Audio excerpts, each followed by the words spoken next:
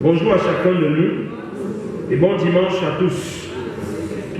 Nous bénissons le Seigneur pour cette parole qu'il nous envoie ce matin pour notre édification, la parole qu'il nous envoie pour nous redonner vie. Cette parole pleine de réconfort, cette parole qui encourage, cette parole qui nous donne de comprendre avec Jésus-Christ, tant que nous vivons encore, l'espoir est possible. Cette parole qui nous donne de réaliser que même si nous sommes affaiblis et épuisés, il y a une opportunité de relèvement toujours disponible, c'est en Jésus-Christ seul. Il dit donc, venez à moi, vous tous qui êtes fatigués et chargés, et je vous donnerai du repos. Par cette parole, Jésus affermit les disciples.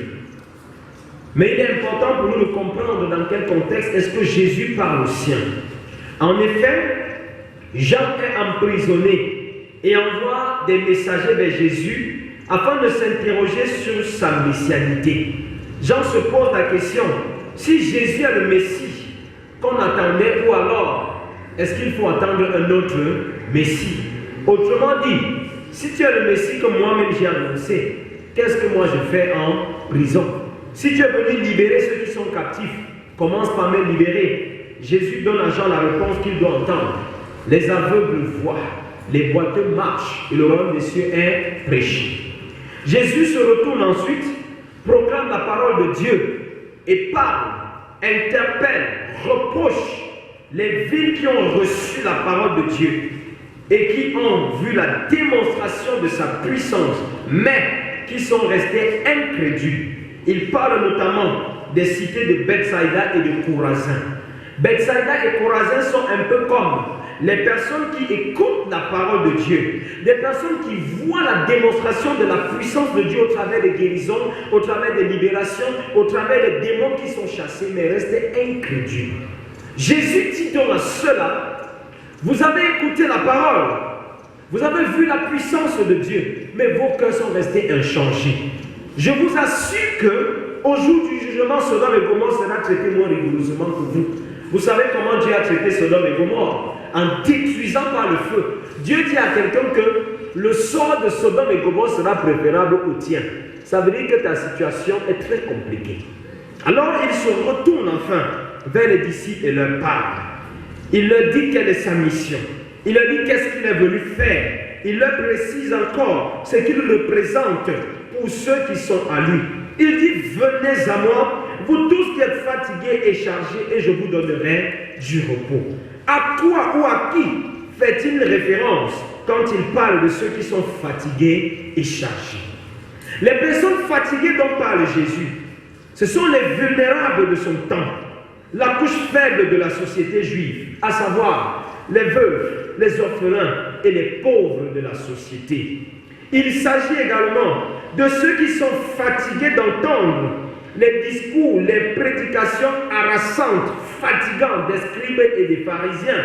Parce qu'il faut préciser que au temps de Jésus, il y avait des prédicateurs comme les scribes et les pharisiens. Mais tout le discours ne constituait qu'à fatiguer les gens, ne constituait qu'à épuiser les gens, ne constituait qu'à ruiner même l'espérance des personnes. C'est pourquoi Jésus dit à ceux qui sont à lui, ou alors à ceux qui ne savent pas qu'il y a une source disponible, venez à moi vous tous qui êtes fatigués et chargés. Qui est donc fatigué et chargé? Un fatigué et chargé, celui qui à cause des situations accablantes de la vie a perdu le goût de vivre. Celui qui pense que la vie ne vaut plus la peine d'être vécue. Un fatigué et chargé, celui qui à cause des humiliations subies est comme perdu dans un monde qui ne l'accepte pas du tout, qui ne le veut pas et qui ne tolère pas du tout ses erreurs, encore moins sa présence. Celui qui est fatigué et chargé, c'est celui qui est épuisé par les lourds fardeaux de certaines responsabilités familiales, sociales, professionnelles. Celui qui est fatigué et chargé, c'est celui qui, à cause de ces challenges financiers, peut faire un AVC. Vous avez souvent vu des personnes qui, regardant aux défis financiers qu'elles ont, ne dorment presque plus. Voilà ceux à qui Jésus s'adresse quand il dit, vous qui êtes fatigués et chargés. Un fatigué et chargé, celui qui se sent comme abandonné de tous, voire même de Dieu, celui qui, comme Jésus à la croix, peut dire Eloi, Eloi, lama sabachthani, est fatigué et chargé, celui qui, à cause des pertes, des déceptions, vit dans le chagrin, le tourment, le regret de tout et le mépris de tout le monde. Est fatigué et chargé. Celui qui est fatigué, excusez-moi, chargé, c'est encore celui-là qui vit une situation de non-exaucement apparente de toutes ses prières. Avez-vous déjà expérimenté un temps où vous croyez que Dieu ne vous écoute plus? Où vous croyez que quand vous priez, votre prière ne va pas au-delà du bout de votre nez? Ou quand vous priez, vous avez l'impression que vous n'êtes pas au bon endroit. Vous avez l'impression que Dieu écoute les voix des autres et n'écoute jamais votre voix. Vous avez l'impression que Dieu s'intéresse aux situations des autres, mais quand il arrive sur vous, il traverse. Vous avez l'impression que l'Éternel entend certaines voix, peut-être parce qu'elles sont belles, mais la vôtre, vous ne savez pas si votre voix est belle ou pas devant le Seigneur. Et vous pouvez vous poser les questions suivantes à Dieu. Seigneur, à quand ma victoire? Seigneur, à quand la fin de ce calvaire? Seigneur, quand cesserai-je de pleurer? Seigneur, pourquoi moi? Seigneur, pourquoi toujours moi? Mais Jésus te dit ce matin, viens à moi. Quand il dit venez, c'est une invitation. Et cette invitation est une preuve irréfutable de ce qu'une issue favorable existe. Parce que c'est très dangereux de souffrir sans savoir qu'il existe une solution à son problème. Une personne qui est malade sera plus troublée lorsque son mal n'a jamais été diagnostiqué.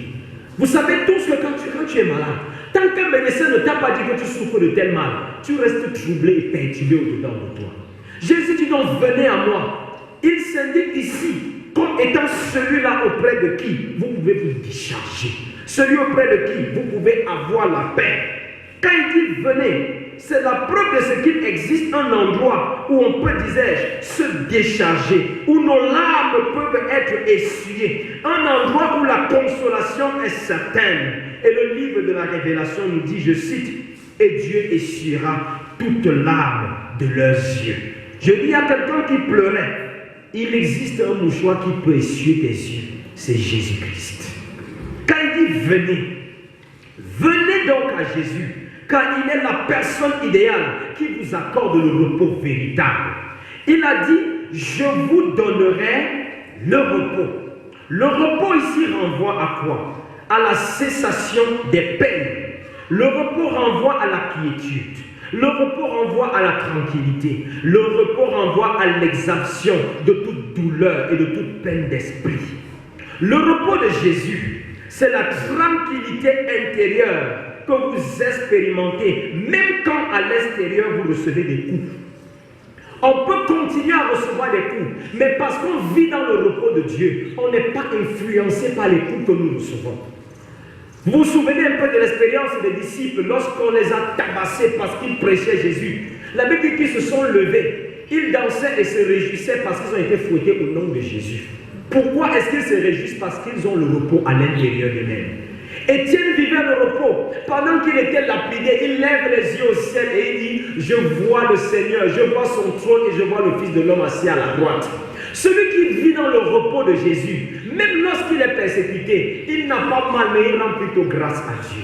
Celui qui vit dans le repos, même lorsque ses problèmes tendent à ne pas finir, il espère et il croit parce qu'il a la conviction de ce qu'il n'est pas seul. Celui qui vit dans le repos, même lorsque les hommes lui profèrent des injures et des calomnies, il a toujours du sourire aux lèvres parce que son maître lui a dit d'être toujours joyeux. Le repos que Jésus te donne, c'est la joie que tu expérimentes malgré les difficultés que tu peux connaître. Le repos que Jésus te donne, c'est la tranquillité que tu as, même lorsque tout le monde pense que tout est fini pour toi. Quand il dit le repos, et quand il parle du repos, il sait que nous sommes accablés. Il sait que lorsque nous regardons aux défis qui nous attendent, nous avons peur. Bien-aimé dans le Seigneur, je ne sais pas qu'est-ce qui t'accable. Je ne sais pas qu'est-ce qui t'arrache la paix. Je ne sais pas qu'est-ce qui te trouble. Je ne sais pas qu'est-ce qui te fait te lamenter tous les jours. Je ne sais pas qu'est-ce qui t'inquiète tant. Est-ce des défis financiers? Est-ce Est-ce une déception d'un ami, d'un frère, d'un époux, de ton épouse même? Est-ce parce que tout le monde est contre toi? Jésus te dit ce matin que le repos est disponible pour toi. Ne continue pas à porter tout seul cette charge. Elle va t'écraser davantage. Et surtout, ne te tourne même pas vers les hommes, parce qu'ils finiront toujours par te décevoir. La Bible dit, maudit soit celui qui place sa confiance en l'homme et qui prend la chair pour son appui. Plusieurs fois devant ce que tu as vécu, tu t'es tourné vers les hommes. Mais après, tu as réalisé que celui à qui tu avais confié un secret est la première personne qui t'a livré. Combien de fois est-ce que tu t'es tourné vers des humains, parfois même vers certains conducteurs, croyant être confié à des personnes, mais tu t'es senti trahi après. Jésus te dit, viens à moi. Cesse de te tourner vers les hommes. Moi seul, Jésus, peut apporter une solution à ton problème. Quel que soit ce que tu connais, quel que soit ce que tu vis, même si c'est des larmes que tu coules tous les jours. Nous avons suivi tout à l'heure, le Seigneur dit qu'il essuiera toutes les larmes de tes yeux. Je ne sais pas depuis combien d'années est-ce que tu pleures. Je ne sais pas depuis combien d'années est-ce que tu attends qu'une situation change.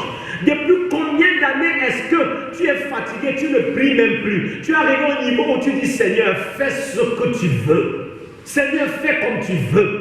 Mais ce matin, il te dit, viens à moi et je te donnerai le repos.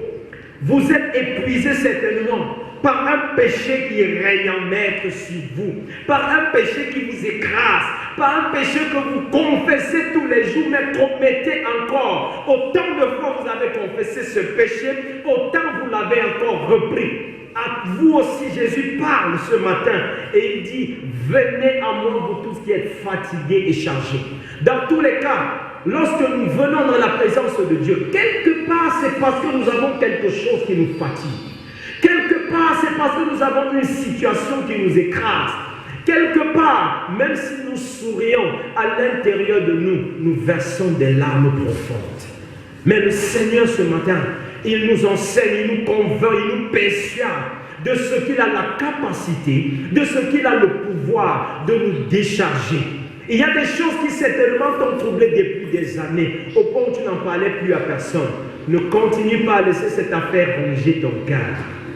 Il est un endroit où tu peux aller déposer cela. C'est une ordure, c'est un pesant fardeau écrasant, c'est une épée de Damoclès qui pèse sur toi. Jésus a la force pour t'aider à porter cette charge-là. C'est pourquoi il dit, venez, vous tous qui êtes fatigués et chargés. Et par la suite, il va plus loin en disant, prenez mon joug sur vous. Jésus nous décharge, mais après il nous présente autre chose. Il dit, prenez mon joug. Pour ceux qui ont eu grandi un peu dans les zones rurales, à l'époque, dans nos villages, les papas qui élevaient les chèvres, ils mettaient comme une barre, comme un bâton sur le cou de la chèvre. Vous avez peut-être déjà vu ça. Afin que la chèvre n'aille pas au-delà de la barrière, n'est-ce pas? C'est ça que nous appelons aussi le joug. Les esclaves l'ont porté pour ne pas s'échapper ou alors pour ne pas fuir de la présence de leur maître. Quand Jésus te dit, prends mon joug, c'est parce que ce n'est que son joug qui peut te garder dans sa présence. Ce n'est que le jour de Jésus qui peut faire que tu ne te retrouves plus dans les situations où l'ennemi va encore te saisir. Ce n'est que ce jour-là qui va te donner de prier et de prier encore, d'espérer et d'espérer encore, de crier à Dieu et de crier encore. Ce n'est qu'en prenant le jour de Jésus que même lorsque les hommes vont se moquer de toi, tu riras à l'intérieur parce que tu diras en silence, j'ai un sauveur qui m'a tout donné. J'ai un sauveur qui peut tout pour moi. L'Éternel est mon berger, je ne manquerai de rien. Voilà pourquoi Jésus te demande de prendre son joug.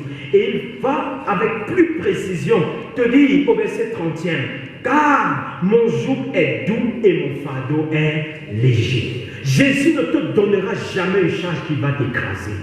Et même lorsque la responsabilité est grande, il dispose de l'énergie spirituelle nécessaire pour te permettre de porter la charge. Même lorsque tu penses que tu ne peux pas, ne regarde pas à l'obstacle. Il est celui qui est au-dessus de l'obstacle que tu es devant toi. La Bible présente Jésus comme le rocher des âges. Ça veut dire que quand tu t'appuies sur son rocher, rien ne peut t'ébranler, rien ne peut te faire peur, rien ne peut te faire reculer. Quel que soit ce que tu rencontreras comme difficulté, il a tout prévu et il a tout préparé. C'est pourquoi il te dit que son joug est doux et son fardeau est léger. Prends le fardeau de Jésus. Porte-le noblement, porte-le dignement. Ne t'accable plus, ne te laisse plus ronger, dévorer par ces choses-là. L'ennemi a voulu ces choses dans ta vie pour que tu n'aies pas le temps de prier ton Dieu. L'ennemi a voulu que ces choses persistent pour que tu n'aies pas le temps de témoigner de la grandeur et de la puissance de ton Dieu. Jésus veut donner un souffle nouveau à quelqu'un ce matin. Jésus veut abreuver nouvellement quelqu'un. Il veut te donner un pain qui te donne une énergie nouvelle. Bien-aimé, cesse de pleurer. Bien-aimé, cesse de te lamenter. Bien-aimé, cesse de t'inquiéter. Cesse de te poser toutes ces questions. Décharge-toi plutôt sur lui et il t'accueillera. L'Éternel est un Père. Il connaît ta douleur. Il connaît ta peine. Il connaît ta misère. Il est un Père aimant. Il est un Père qui reprend celui qui était égaré. Il est un Père qui embrasse même ceux qui sont sales. Il est un Père qui donne l'anneau au Fils qui a tout dépensé. Voilà le cœur de Père que l'Éternel a. C'est pourquoi il te dit, viens à moi, toi qui étais fatigué et chargé, et je te donnerai du repos. Bien-aimé, je vais t'inviter à t'incliner dans la présence de Dieu et à prier encore.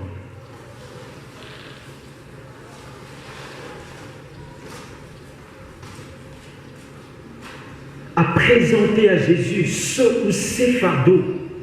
Je ne sais pas si ce sont les situations de la famille. Je ne sais pas si c'est un enfant qui t'arrache le sommeil. Je ne sais pas si c'est ton époux. Je ne sais pas si c'est ton épouse. Je ne sais pas si c'est tes frères et sœurs qui ont fait que tu te sens aujourd'hui comme fatigué, comme chargé, comme épuisé. Je ne sais pas si c'est un péché. Tu pleures tous les jours après l'avoir commis. Il t'écrase. Il t'a rendu faible. Mais Jésus te dit que c'est possible que tout change. Dans sa présence, tu peux verser tes larmes, c'est devant ton Père. David a dit, je répands ma plainte devant mon Père, je répands ma plainte devant lui. Ce n'est pas devant un homme qui répand sa plainte. Ce n'est pas devant un pasteur qui répand sa plainte, mais il répand sa plainte devant l'Éternel. Il dit, de ma voix, je crie à l'Éternel. Il dit, aucun ne me reconnaît. Ils sont plus forts que moi. Mais l'Éternel te dit ce matin qu'il est plus fort que tous. Il te dit ce matin qu'il est plus grand que le problème que tu croyais être grand. Il te dit ce matin que même si c'est un dossier qui était verrouillé depuis, sa main est plus puissante que la main qui refuse de signer depuis. Il te dit que même si c'est un homme qui, à cause de sa position, t'a chosifié, t'a diminué, il est au-dessus de cette personne. Il dit, viens à moi, toi qui es fatigué, toi qui es chargé, et je te donnerai du repos.